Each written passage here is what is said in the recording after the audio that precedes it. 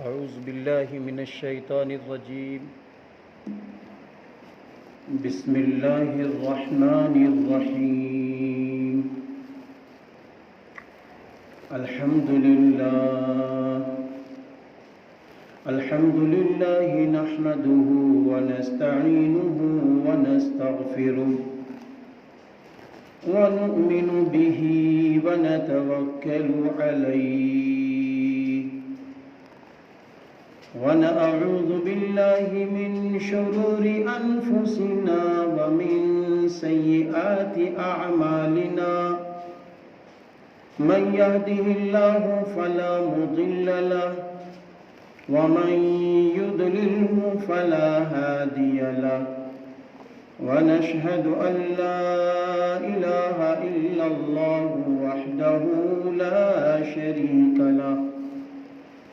ونشهد أن محمدًا عبده ورسوله وصلى الله عليه وسلم تسليمًا كثيرًا كثيرًا. أما بعد، قال الله تبارك وتعالى: أعوذ بالله من الشيطان الرجيم. وما أرسلناك إلا رحمة للعالمين. وقال الله تبارك وتعالى: محمد رسول الله. وقال الله تبارك وتعالى: قل إن كنتم تحبون الله فاتبعوني يحببكم الله ويغفر لكم ذنوبكم والله غفور رحيم. صدق الله العظيم. وقال النبي صلى الله عليه وسلم: لا يؤمن أحدكم حتى أكون أحب إليه من والده وولده والناس أجمعين، أو كما قال عليه الصلاة والسلام. اللهم صل على محمد وعلى آل محمد كما صليت على إبراهيم وعلى آل إبراهيم إنك حميد مجيد.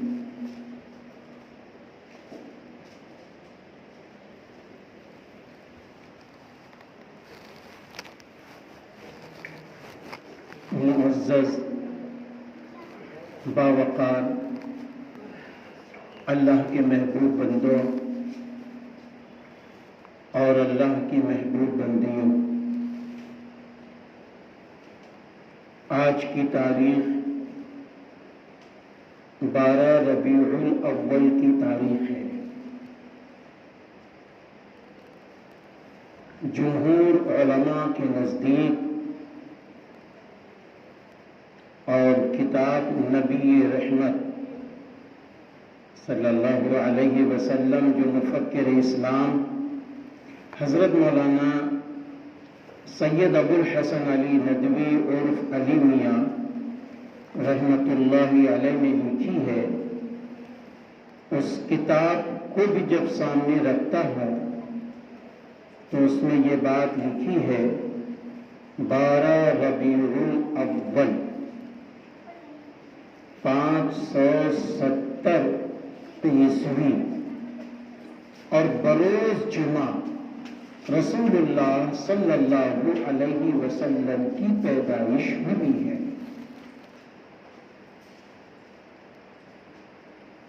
آپ صلی اللہ علیہ وسلم کی پیدائش کا جو دن تھا، اس پر بھی سب کا اتفاق ہے کہ وہ پیر تھا، جس کو آج ہم آپ دوشنبہ بھی کہتے ہیں اور منڈے بھی کہتے ہیں۔ آپ صلی اللہ علیہ وسلم کی پیدائش میں اختلاف ہے۔ بعض حضرات نے 8، 9، 10 اور 12 تحریر فرمایا ہے۔ اختلاف اس وجہ سے ہے کہ اس زمانے میں جب آپ صلی اللہ علیہ وسلم کی ولادت شریفہ ہوئی تو اس دور میں پڑھنے لکھنے کا رواج نہ کے برابر تھا، اور پھر وہ جاہلیت کا بھی دور تھا، کیونکہ حضرت عیسیٰ علیہ السلام کو اللہ رب العزت نے جب اس دنیا سے اٹھایا ہے تو حضرت عیسیٰ علیہ السلام کے بعد سوائے میرے محبوب نبی کے کوئی نبی، کوئی پیغمبر، کوئی رسول نہیں آئے۔ آخری پیغمبر حضرت محمد عربی صلی اللہ علیہ وسلم کو اللہ تعالیٰ نے مبعوث فرمایا، آپ کی ولادت شریفہ مکہ المکرمہ میں کی۔ آپ صلی اللہ علیہ وسلم کی جب ولادت شریفہ ہوتی ہے تو یہ خبر آپ کے دادا حضرت عبد المطلب کو دی جاتی ہے۔ آپ کے دادا خوشی خوشی آتے ہیں، اور آنے کے بعد آپ اپنے پوتے حضرت محمد صلی اللہ علیہ وسلم کو لے کر بیت اللہ شریف میں چلے جاتے ہیں، اور پھر اللہ کے حضور سجدہ کراتے ہیں، اور اس کے بعد آپ کا نام محمد رکھتے ہیں صلی اللہ علیہ وسلم۔ آپ کی امی جان آپ کا نام احمد رکھتی ہیں صلی اللہ علیہ وسلم۔ اور میں یہ بھی بتا دوں کہ حضرت محمد صلی اللہ علیہ وسلم سے پہلے جتنی کتابیں نازل ہوئی، آسمانی 3 کتابیں نازل ہو چکی تھیں، تورات، انجیل، زبور۔ انجیل کتاب میں آپ صلی اللہ علیہ وسلم کا نام احمد لکھا ہوا تھا صلی اللہ علیہ وسلم، اور انجیل کتاب حضرت عیسیٰ علیہ السلام پر نازل ہوئی، اور اسی طرح آخری پیغمبر حضرت محمد صلی اللہ علیہ وسلم کا نام محمد صلی اللہ علیہ وسلم تورات میں لکھا ہوا تھا، اور تورات حضرت موسیٰ علیہ السلام پر نازل ہوئی۔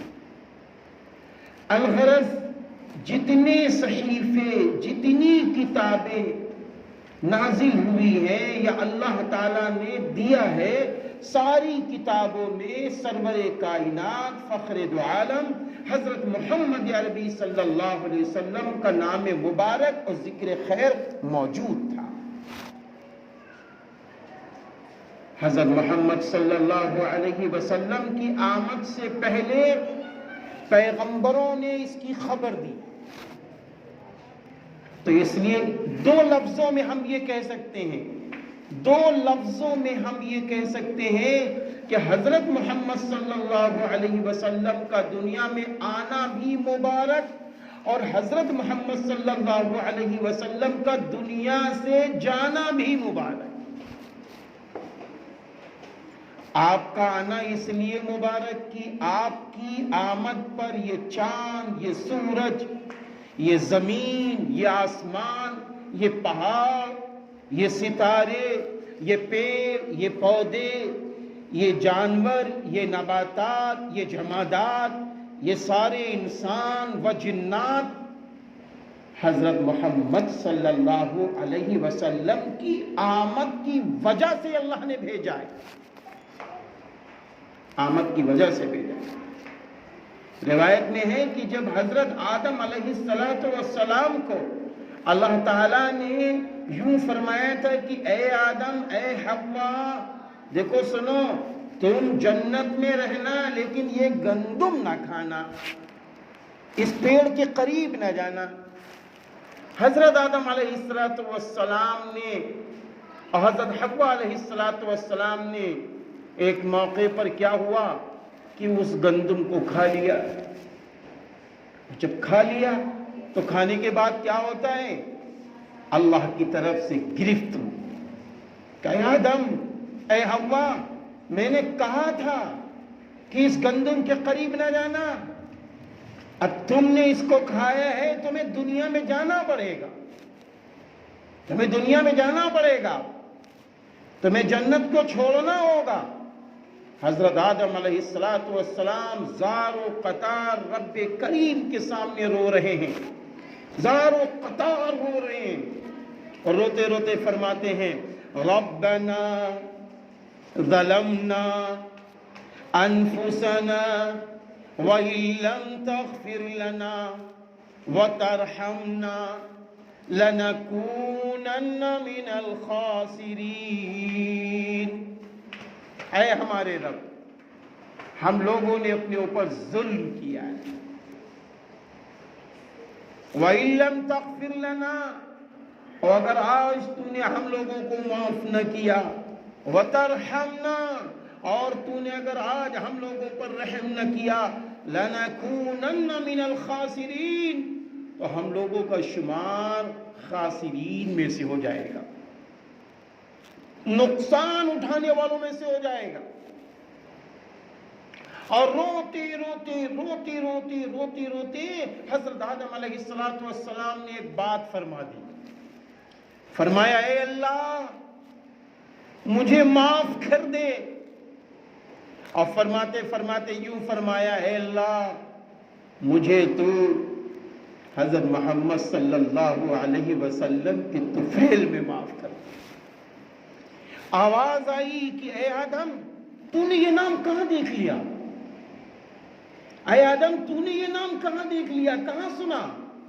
حضرت آدم علیہ السلام نے فرمایا اے اللہ جب تو نے مجھے جنت میں داخل کیا تھا، اے اللہ جب جنت میں داخل ہوا تھا تو جنت کے کناروں پر، جنت کے درختوں کے پتے پر، اور چاروں طرف میں نے ایک نام آپ کے نام سے جڑا ہوا لکھا ہوا دیکھا تھا، وہ تھا لا الہ الا اللہ محمد الرسول اللہ صلی اللہ علیہ وسلم۔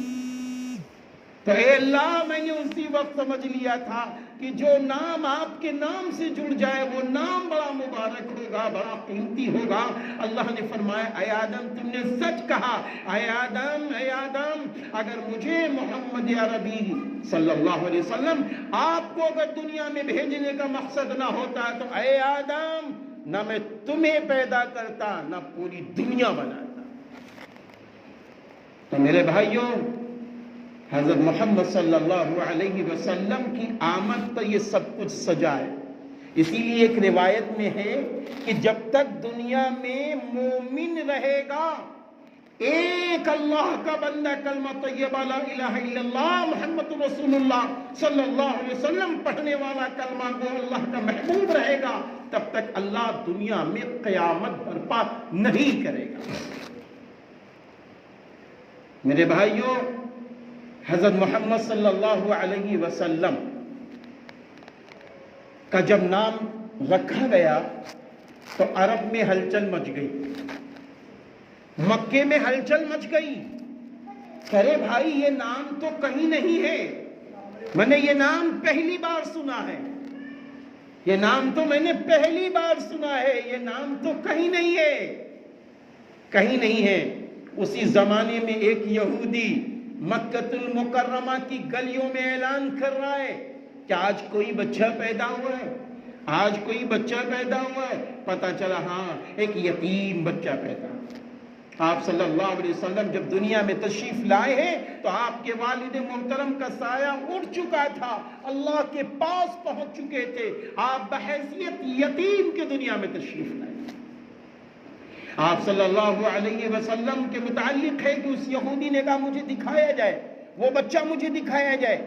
تو جب اس یہودی نے دیکھا، کیا دیکھا؟ کیونکہ اس نے پڑھ لیا تھا پہلے کہ تورات میں اس بچے کی بشارت ہے، انجیل میں اس بچے کی خوشخبری ہے۔ کہا ان کا نام کیا ہے؟ کہا محمد اور احمد۔ ارے اللہ، کہا یہ بچہ مجھے دکھایا جائے۔ اور جیسے ہی حضرت محمد صلی اللہ علیہ وسلم کو اس نے دیکھا تو کیا تھا معلوم ہے؟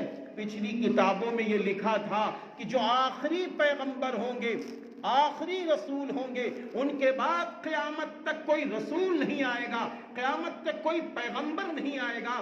تو میرے بھائیوں یہاں تک کہ اس آخری پیغمبر پر جو آسمانی کتاب قرآن پاک نازل ہوگی، اس کتاب کے بعد پھر قیامت تک کوئی کتاب نہیں آئے گی، کوئی کتاب نہیں آئے گی۔ وہ آخری پیغمبر کا ذکر خیر سب کچھ پہلے لکھا ہوا تھا، تو اس نے یہ پڑھ لیا، اور پچھلی کتابوں میں یہ بھی لکھا ہوا تھا کہ آخری پیغمبر جو ہوں گے ان کے شان مبارک پر کاندوں پہ کیا لکھا ہوگا؟ لا الہ الا اللہ محمد الرسول اللہ صلی اللہ علیہ وسلم لکھا ہوگا۔ بس اس شخص نے جیسے ہی دیکھا، اور دوسرے یہ بھی لکھا ہوا ہے پچھلی کتابوں میں کہ وہ مختون ہوں گے، یعنی جو ہمارے آپ کے یہاں جب بچہ پیدا ہوتا ہے تو اس کا ختنہ کیا جاتا ہے۔ یہ سنت ابراہیمی ہے، یہ سنت ابراہیمی ہے، یاد رکھنا میرے بھائیوں۔ تو حضرت محمد صلی اللہ علیہ وسلم کو اس نے دیکھا، دیکھتے ہی بے ہوش ہو گیا، بے ہوش ہو گیا، اور جب ہوش میں آیا تو کہنے لگا ہائے افسوس، ہائے افسوس، اب تو میرے یہاں سے نبوت نکل گئی، اب تو نبوت حضرت ابراہیم علیہ السلام، حضرت اسماعیل علیہ السلام کے خاندان میں داخل ہوئی۔ تو میرے بھائیوں، حضرت محمد صلی اللہ علیہ وسلم ایسے پیغمبر ہیں کہ جو ذکر پچھلی آسمانی کتابوں میں ہے وہ ساری چیزیں آپ میں پائی گئی۔ آپ صلی اللہ علیہ وسلم کا نام مبارک احمد، احمد کے لفظی معنی کیا ہے؟ اللہ کی سب سے زیادہ حمد بیان کرنے والا، اللہ کی تعریف سب سے زیادہ کرنے والا، اس کا نام کون ہے؟ احمد صلی اللہ علیہ وسلم۔ اور محمد کے لفظی معنی ہے جس کی سب سے زیادہ تعریف کی گئی ہو۔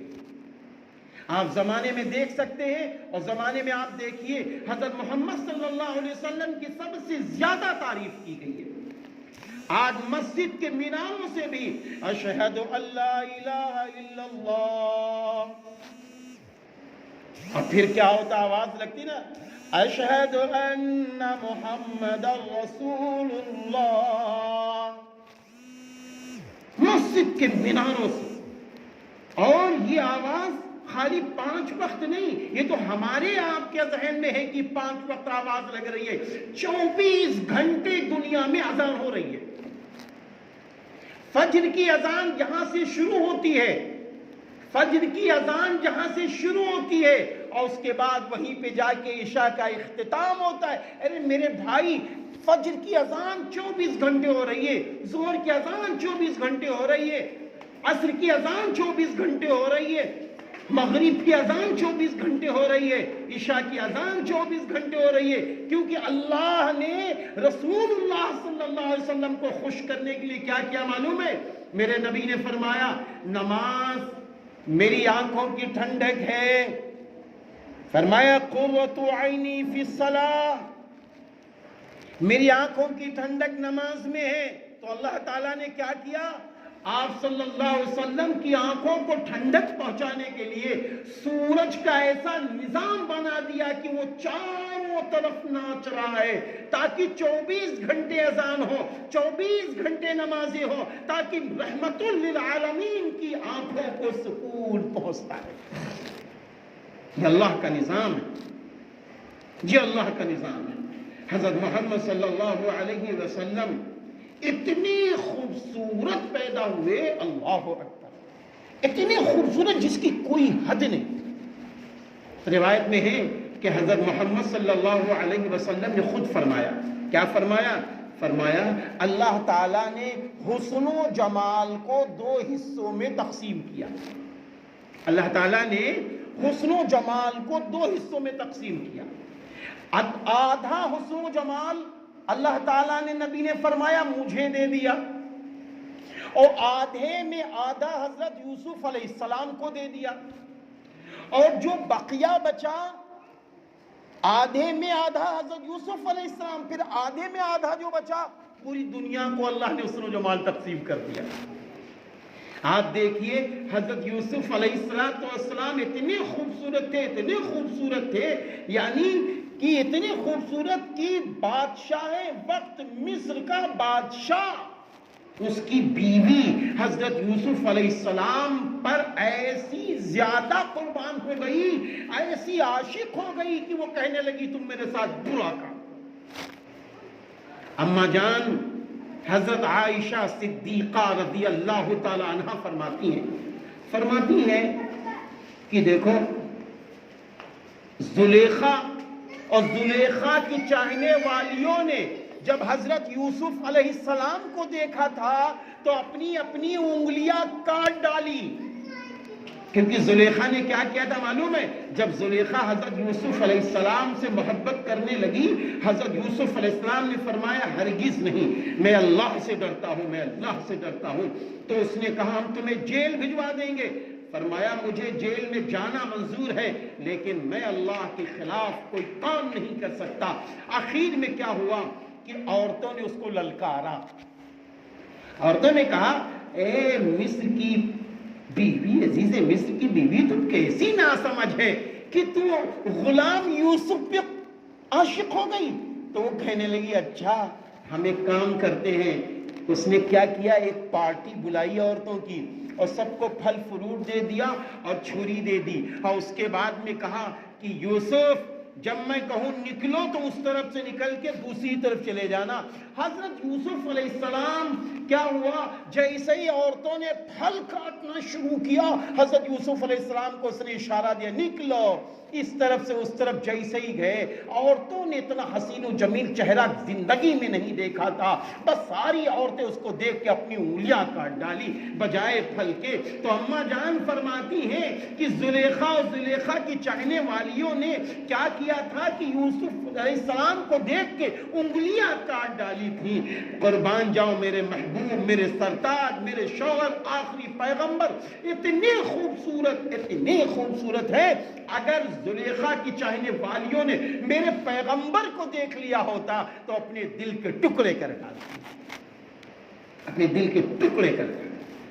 حضرت ابو ہریرہ رضی اللہ عنہ فرماتے ہیں کہ ایک روز 14ویں رات کا چاند، 14ویں رات یعنی عربی تاریخ کے اعتبار سے وہ دن ہوتے جب 14 دن گزر جاتے ہیں تو چاند بالکل شباب پر ہوتا ہے، بالکل شباب پر ہوتا ہے۔ آپ دیکھیے نا چاندنی ہی چاندنی پھیلی ہوئی نظر آتی ہے۔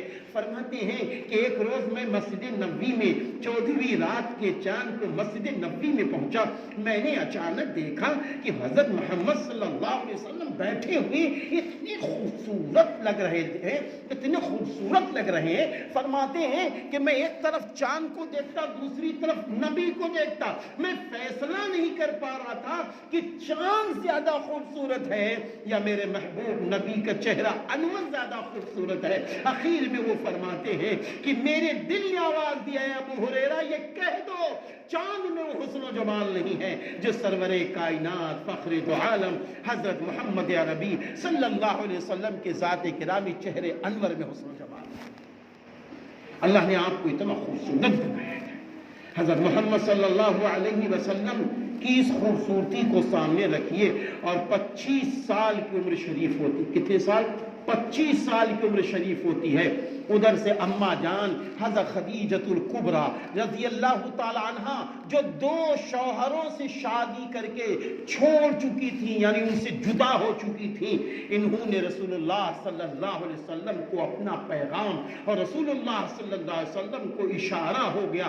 بس کیا ہوا، رسول اللہ صلی اللہ علیہ وسلم نے حضرت خدیجہ رضی اللہ تعالی عنہ جو 2 جن ہیں اور جن کی عمر کتنی ہے معلوم ہے؟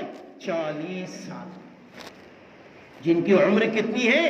40 سال کی حضرت خدیجہ رضی اللہ تعالی عنہ ہے اور رسول اللہ صلی اللہ علیہ وسلم 25 سال کی عمر میں ہے۔ سوچو اتنے خوبصورت رسول اللہ صلی اللہ علیہ وسلم، لیکن شادی جو ہو رہی ہے پہلی وہ 25 سال والی خاتون سے نہیں بلکہ 40 سال والی خاتون اماں جان حضرت خدیجۃ الکبریٰ رضی اللہ تعالی عنہ سے ہوئی ہے۔ اور حضرت خدیجہ رضی اللہ تعالی عنہ سے اللہ تعالیٰ نے 4 بیٹیاں دی۔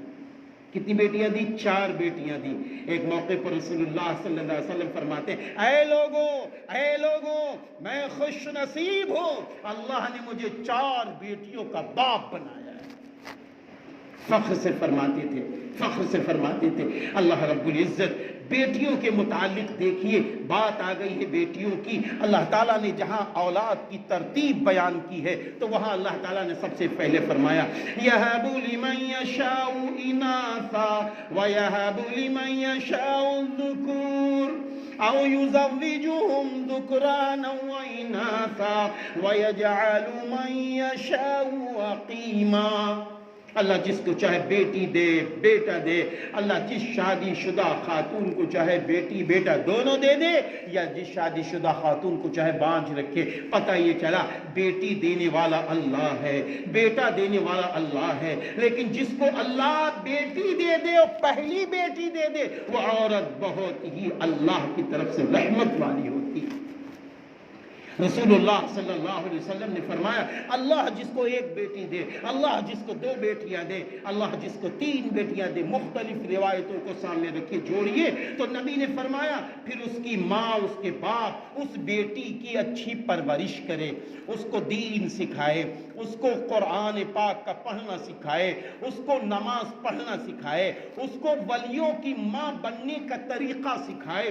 پھر اس کے بعد جب وہ نیک و صالحہ ہو جائے اور تہذیب والی ہو جائے اور سماج کے اندر جو جو ضروری چیزیں ہیں، کھانا پکانا، تمام تربیت کی ایسی چیزیں ہیں، ان میں بھی اس کو ماہر بنا دے، پھر لڑکی بالغ ہو جائے، نیک رشتہ مل جائے تو وہ ماں وہ باپ اپنی اس صالحہ بیٹی کو نیک مرد کے حوالے کر دے تو رسول اللہ صلی اللہ علیہ وسلم نے فرمایا ایسی ماں جنتی ہے، ایسا باپ جنتی ہے۔ دوسری روایت میں ہے کہ اس لڑکیوں کی ماں اور باپ جنت میں مجھ سے اتنی قریب ہوں گی جیسے یہ 2 انگلیاں قریب ہیں۔ بہت مبارکباد ہیں وہ لوگ جن کی بیٹیاں صالحہ ہیں، جن کی بیٹیاں دیندار ہیں، ماں باپ کی فرما بردار ہیں، جن کی بیٹیاں نماز پڑھتی ہیں، جن کی بیٹیاں قرآن کی تلاوت کرتی ہیں، جن کی بیٹیاں سنت نبوی پہ چلتی ہیں، جن کی بیٹیاں اللہ اور رسول کے فرمان پر چلتی ہیں، جن کی بیٹیاں اپنے آپ کو باحیا لباس کے ساتھ رکھتی ہیں، جن کی بیٹیاں اللہ کے سامنے رو کر اللہ کے فیصلے کا، نیک مرد کا انتظار گھر میں بیٹھ کے کرتی ہیں، اپنے باپ کے فیصلے پر راضی ہو جاتی ہیں، ایسی عورتوں کے لیے دنیا میں بھی بشارت، ایسی بیٹیوں کے لیے دنیا میں بھی بشارت ہے۔ ارے جس لڑکی کی وجہ سے ماں باپ کو جنت ملے گی تو سوچو اللہ اس بیٹی کو کتنی بڑی جنت دے گا، ہاں، اور اس بیٹی کے شوہر کو کیسی جنت ملے گی۔